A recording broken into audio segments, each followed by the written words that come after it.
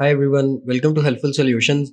In today's video, we'll talk about how to fix PlayStation network sign-in failed, a quick and reliable guide.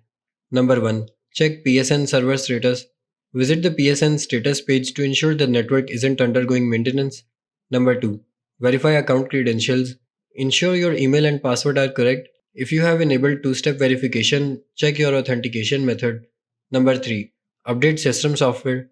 Navigate to Settings, System Software Update and install any available updates. Number 4. Restart console and router. Power off both your PlayStation console and router. Wait for 60 seconds, then power them back on. Number 5. Change DNS settings. Go to Settings, Network, set up Internet connection, select your network, choose Custom, then set DNS to primary DNS 8.8.8.8, secondary DNS 8.8.4.4. Number 6. Rebuild database.